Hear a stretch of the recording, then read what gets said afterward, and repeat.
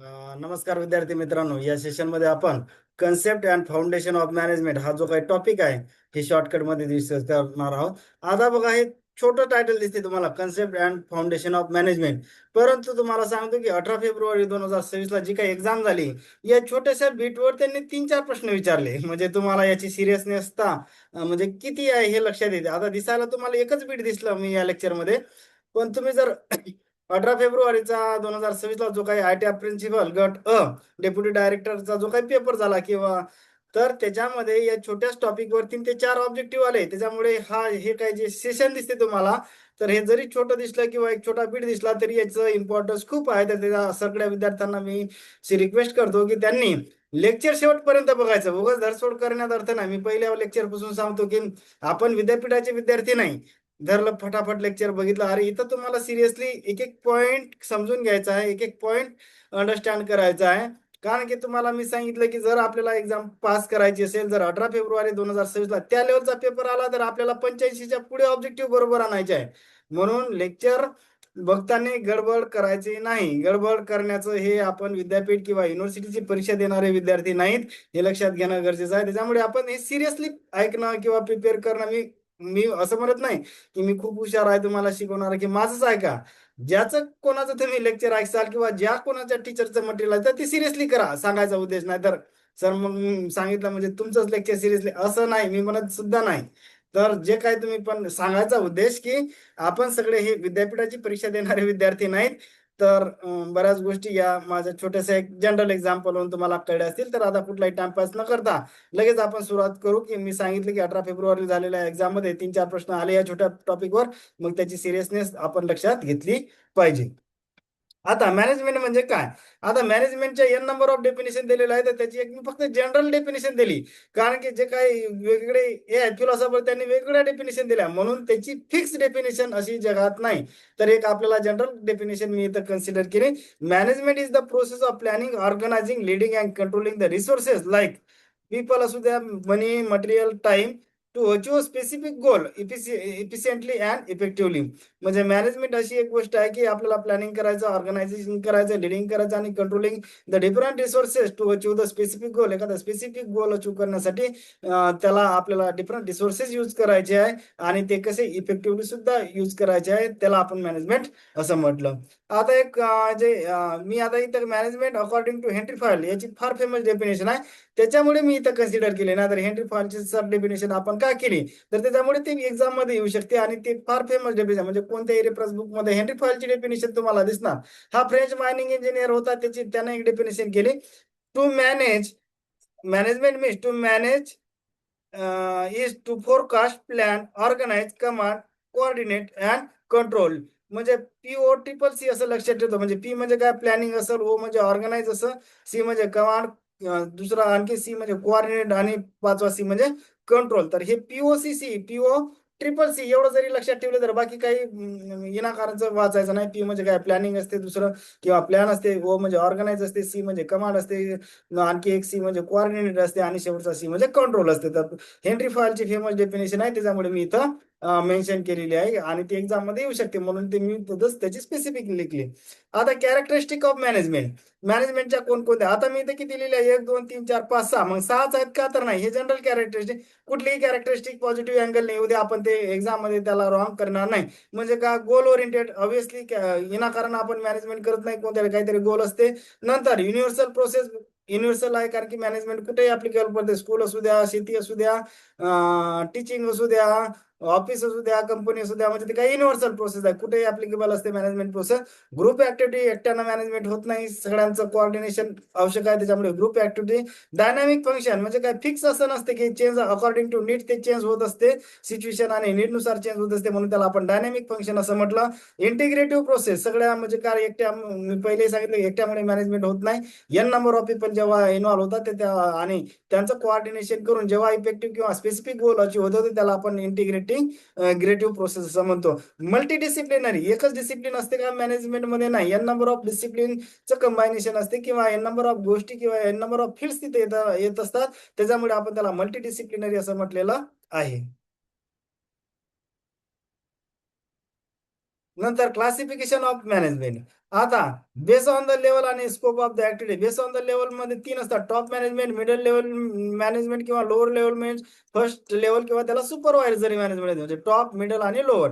आता top level management म्हणजे obviously कोण येणार आहे? टॉप पोझिशनचे लोक येणार, म्हणजे सीओ असेल, प्रेसिडेंट, डायरेक्टर, जनरल मॅनेजर असू द्या. याचं काय असतं की ते डिसिजन मेकिंग आणि पॉलिसी ठरवण्याचा मेन रोल असतो, म्हणून त्याला आपण टॉप लेवल मॅनेजमेंट असं म्हणतो. मिडल लेवल मॅनेजमेंट म्हणजे कोणते असतील? इन्क्लूड डिपार्टमेंट मॅनेजर असू द्या, ब्रांच मॅनेजर, सेक्शन हेड, म्हणजे फॉर एक्झाम्पल मार्केटिंग सेक्शन असेल, क्वालिटी कंट्रोल सेक्शन असेल, मेंटेनन्स सेक्शन असेल किंवा ब्रँच मॅनेजर असू द्या, म्हणजे एखाद्या याचा फायनान्स मॅनेजर असू द्या, मार्केटिंग मॅनेजर, असं सगळे गोष्टी याच्यामध्ये येतील. They implement the policies and plan made by the top management. म्हणजे याचा रोल काय? जे काही टॉप मॅनेजमेंटने डिसिजन घेतले किंवा पॉलिसीज जे डिसाईड केलेलं आहे त्याचं प्रत्यक्ष इम्प्लिमेंट हे मिडल लेवल मॅनेजमेंट करत असते. नंतर लोअर लेवल मॅनेजमेंट म्हणजे काय? त्याला supervisory management, bottom level management किंवा फर्स्ट लेवल मॅनेजमेंट असं काही नाव देऊ शकता तुम्ही.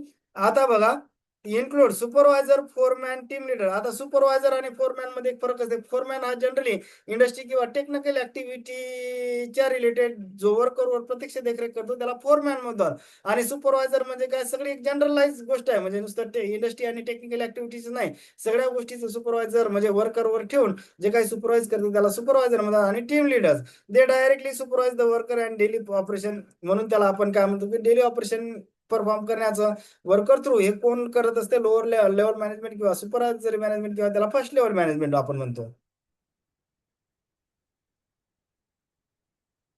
हा. नंतर classification of management based on the scope of activities, म्हणजे जनरल मॅनेजमेंट म्हणजे, आणि दुसरं असते फंक्शनल मॅनेजमेंट. आता जनरल म्हणजे काय? ओव्हरऑल कोऑर्डिनेशन असेल ना, म्हणजे ऑब्व्हियसली त्याच्यामध्ये टॉप लेवल मॅनेजमेंट असणार, म्हणजे it involve the planning, organising, directing and controlling all activity. आणि त्याच्यामध्ये कोण येणार आहे? जनरली टॉप लेवल मॅनेजमेंट असते. नंतर फंक्शनल मॅनेजमेंट काय? तर एखाद्या गोष्टीचं स्पेसिफिक फंक्शन जर कंट्रोल करायचं असेल तर फंक्शनल मॅनेजमेंट आहे. It is the concern with the management of specific function or the department of an organization. Each department has its own manager responsible for that function. म्हणजे for example HR department असू द्या, marketing असू द्या, production असू द्या, quality control असू द्या, की त्या डिपार्टमेंटचा मॅनेजर तो स्पेसिफिक फंक्शन परफॉर्म करत असते, म्हणून त्याला आपण फंक्शनल मॅनेजमेंट असं म्हणतो. नंतर फंक्शन्स ऑफ मॅनेजमेंट. आता फंक्शन्स ऑफ मॅनेजमेंट म्हणजे काय? This function describe the activities manager perform to achieve organisational goal. त्यालाच आपण फंक्शन. फंक्शन म्हणजे काय? की मॅनेजर जो काही रोल प्ले करते किंवा जे काही ऍक्टिव्हिटी परफॉर्म करते किंवा जो काही रोल प्ले करते किंवा जे काही फंक्शन परफॉर्म करते कशासाठी? टू अचीव द ऑर्गनायझेशन गोल, तर त्याला आपण फंक्शन ऑफ द मॅनेजमेंट म्हणतो. आता अकॉर्डिंग टू, पहिलं काय? अकॉर्डिंग टू कोण सांगितलं? जॉर्ज टेरी आणि स्टीफन फ्रँकलिन यांच्यानुसार these are the four fundamental function of management. त्याला मी POAC म्हणतो, पोयाक. पोयाक म्हणजे काय? प्लॅनिंग, ऑर्गनायझिंग, ऍक्टिव्हिटी आणि कंट्रोलिंग. म्हणजे अकॉर्डिंग टू जॉर्ज टेरी आणि स्टीफन फ्रँकलिन नुसार पोयाक म्हणजे चार गोष्टी येतात त्या फंक्शन मॅनेजमेंट मध्ये. म्हणजे त्या कोणत्या असतील? POAC म्हणजेच काय? प्लॅनिंग, ऑर्गनायझिंग, ऍक्टिव्हिटी आणि कंट्रोलिंग. नंतर however the most widely accepted classification is given by Harold Koontz आणि सिरिल ओडेनिल. आता बघा की त्यांनी पाच गोष्टी सांगितल्या फंक्शन ऑफ मॅनेजमेंट म्हणजे कोणत्या? POSD किंवा त्याला आपण पोस्ट सी म्हणतो. पोस्ट सी पहिली कोणती? ती पोयाक होती. ही कोणती आहे? Post C. पोस्ट सी म्हणजे काय? प्लॅनिंग, ऑर्गनायझिंग, स्टाफिंग, डायरेक्टिंग आणि कंट्रोलिंग.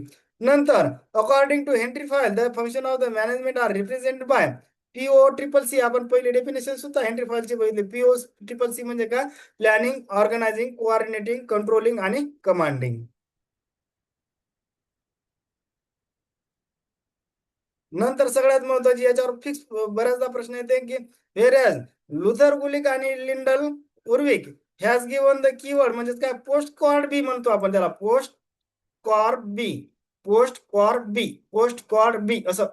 पोस्ट कॉर्बी म्हणजेच काय? पी म्हणजे काय? प्लॅनिंग असेल. ओ म्हणजे काय? ऑर्गनायझिंग. एस म्हणजे स्टाफिंग. डी म्हणजे डायरेक्टिंग. सीओ म्हणजे काय? कोऑर्डिनेशन. इथं नॉट कंट्रोलिंग. कंट्रोलिंग नाही इथं. एक्झाम मध्ये बघायचं कधी कधी हे फसवते की बाबा सीओ काय इंडिकेट करते? कंट्रोलिंग नाही इथं, तर कोऑर्डिनेशन आहे. नंतर आर फॉर रिपोर्टिंग आणि बी फॉर बजेटिंग. नंतर प्लॅनिंग म्हणजे काय? आता planning deciding in advance what is to be done and how it will be done. म्हणजे काय करायचं आणि कशा प्रकारचं कशा पद्धतीनं करायचं ते याचं काही जे काय डिसिजन असते ते त्याला प्लॅनिंग म्हणतात. Defines where the organisation should be in the future and establish the statistic. म्हणजे where the organisation should be in the future, भविष्यात ऑर्गनायझेशन कुठं असेल हे डिसाईड करण्यासाठी सुद्धा प्लॅनिंग असते. Decision making is the key part of the planning because manager must decide what goals to achieve, how to achieve them in the strategic to use. नंतर organising म्हणजे काय? Arranging the resources, duties, responsibility in the structural वे. त्यालाच काय म्हणतो आपण? Designing and creating the structure that defines the authority, task आणि responsibility. त्याला आपण ऑर्गनायझिंग असं म्हणतो. नंतर स्टाफिंग म्हणजे काय? यस म्हणजे आपण बघितलं ना पोस्ट कार्बी मधला yes staffing. Recruiting, selecting, training and developing employees. नंतर डायरेक्टिंग, त्यांना दिशा द्यायची आहे. Guiding, leading and motivating employees to perform their work. नंतर coordination, ensure that all the activities and department work together smoothly. म्हणजे coordination नसलं तर गोंधळ होते. याची माहिती त्याला नाही, त्याची माहिती याला नाही, तर म्हटलं काहीतरी कन्फ्युजन, गोंधळ होण्याचे चान्सेस आहे. म्हणजे त्याच्यामुळे कोऑर्डिनेशन असणं आवश्यक आहे. रिपोर्टिंग म्हणजे काय? Keeping the supervisor inform about the progress of the work through the reports and record. Budgeting. आता बघा budgeting, prepare the finance, managing financial plans including accounting, expenditure control. त्याला आपण बजेटिंग म्हणतो. पैशाच्या रिलेटेड ज्या काही गोष्टी असतील त्याला बजेटिंग म्हणतो. नंतर other than POSDCORB कोणतं आहे? Leading function. आता leading function means guiding, influence and motivating the employee to work willingly towards the organisation goal. तरच त्याला लिडिंग म्हणतात. म्हणजे गाईड करायचा एम्प्लॉईला, इन्फ्लुएन्सिंग करायचा म्हणजे पॉझिटिव्ह डायरेक्शन आणि मोटिवेशन सुद्धा द्यायचं. अदरवाईज ते काय म्हणजे डिस्करेज होतील, काही मोटिवेशन जर नसेल तर त्यांच्या अंगात उत्साह येणार नाही. त्याच्यामुळे ते लिडिंग फंक्शन त्याचं. नंतर कंट्रोलिंग. आता कंट्रोलिंग म्हणजे काय? त्यांना ताब्यात ठेवणे या अर्थाने नाही. Controlling ensure that organisation activity are moving in the right direction. नाहीतर कंट्रोल म्हणलं की बॉसगिरी करून त्यांना दमदाटी करायची, त्या अर्थानं कंट्रोलिंग येत नसते.